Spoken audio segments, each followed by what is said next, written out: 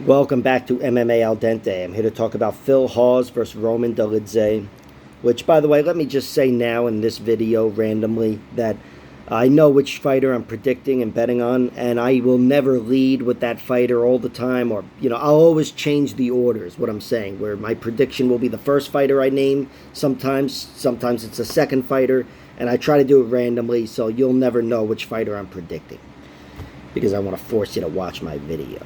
All right. Phil Hawes versus Roman Dolidze.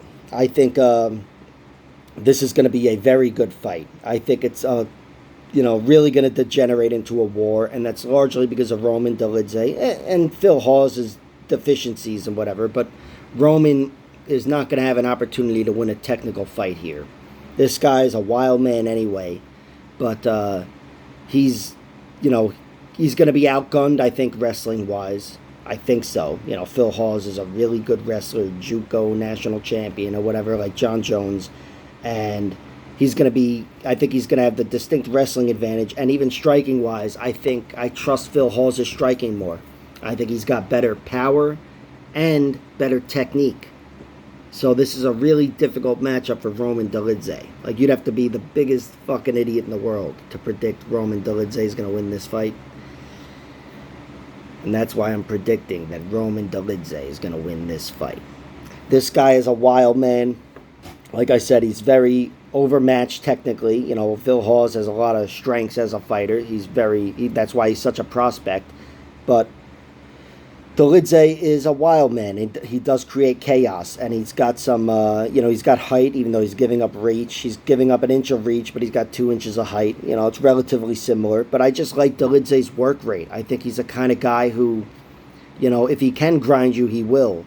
But if he can't, he's fine just going to war. And he's tough as all hell. That's the main reason I'm siding with Roman Dolidze. Even though, to pick Dolidze, I'd say he's getting a finish. It's going to be really tough to beat Phil Hawes via decision. He'd have to hurt him to win 2 rounds. That's why it's stupid, I'd say, to pick Dolidze, and why I'm stupid for picking him. But because he has to win with big moments. Obviously, to put him away, that's a big moment. But if not, to win the round, it's got to be the big moment. Because the more technical fighter is going to win the small moments.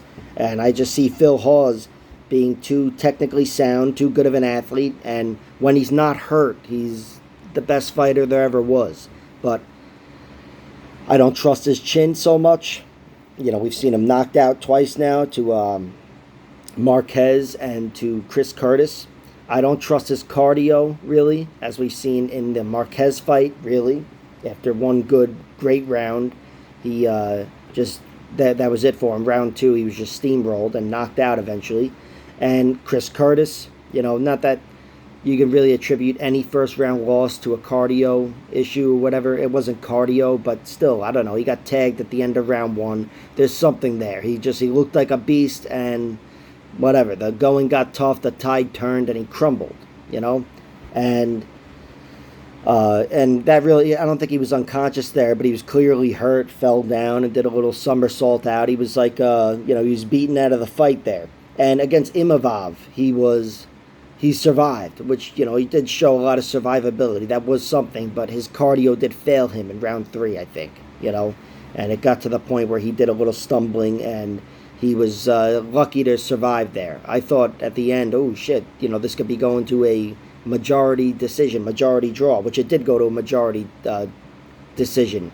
But still, could have just as easily been a majority draw. Where 2 judges gave it 10-8 for Imavov. Anyway, Phil Hawes, he does have some clear deficiencies, And Roman Dolidze, even though he's got some deficiencies as well, I don't trust his round 3s as much either. He's had some really rough round 3s in the UFC. Against John Allen, he got hurt with a body shot and, used his grappling to survive there. Against Trevin Giles, he was rocked again, used a takedown to at least throw Giles' rhythm off. Not that he hit the takedown, but still, he was using his, he's got good instincts when he's hurt. And against Staropoli, too. He wasn't compromised there like he was in the other fights, but still, he never looks great in round 3, but he always survives. And while that takedown may not be there for him when he's hurt against Phil Hawes, I trust him to survive. I've never seen him finished. The Giles fight was a very close fight, but I thought Giles won, and I bet on Giles. And I think Dolidze, if he fights smartly, which is not really committing to leg locks. That's one thing I don't like with him. A big deficiency in his game is he's too leg lock happy, lacing up a heel hook and a knee bar, and they're becoming more higher percentage submissions as the jiu-jitsu game has evolved into the leg lock game, but they're low percentage submissions in MMA, and they're high risk, low reward in MMA. I guess high reward and high risk in MMA, because the risk is there. If you, that's what turned the tide, I thought, in the Trevin Giles fight, was him going for a heel hook or whatever in round 2, and Giles turned the tide with some big ground and pound there, sitting on the leg. And I've seen that instinct from Dolidze a lot. He's got at least one heel hook, if not a few heel hooks. He's got grappling chops, but lately in his career, as his career has progressed, a lot of his finishes come via knockout. His last one against Kyle Dawkins was awesome, and Dawkins is a guy who Phil Hawes beat pretty soundly. That was one of his best performances cardio-wise, but still, Dawkins I expected to give Dolidze a lot of trouble, and Dolidze just beat the shit out of him and knocked him out. I think he smashed his face in, literally, with that knee. And it was great to see one of those knees pay off. Those knees against the cage where, you're bracing his head and you throw the knee up really high. It just, listen to me, you, like I do this. None of us do this. But when they do that, it never really pays off that much. But it was cool to see it pay off with smashing his opponent's face in. But I do think Dolidze is more violent than we've seen him. We've seen him in some close battles, John Alon and Staropoli and whoever the hell else, but he is a violent finisher, and he's become more of a violent finisher with his striking as of late in his career. Got a big 3rd round victory, spinning back fist over Michel Pasternak. Well, forgive me if I mispronounce his name, but still, he's a guy who's a savage, and I expect in the middle of a firefight, if he can turn this into a firefight, he's going to be better off taking it and giving it. So that's my prediction. I think Dolidze degenerates his fight into a firefight and finds a knockout late in round 2 or 3. I have bet on that. Rounds 2 and 3 are plus 1,600 and plus 2,000 knockout. I bet on those pretty heavily, for prop bets anyway. And I bet on Dolidze's money line at plus 140, because the money line you can put in parlays, as you might know.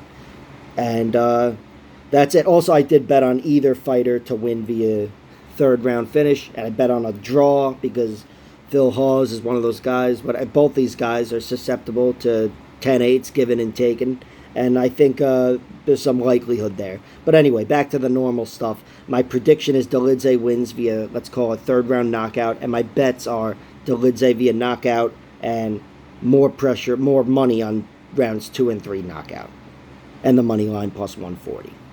And I'm stupid. All right, thanks for checking this out. Like, share, subscribe, all that horseshit.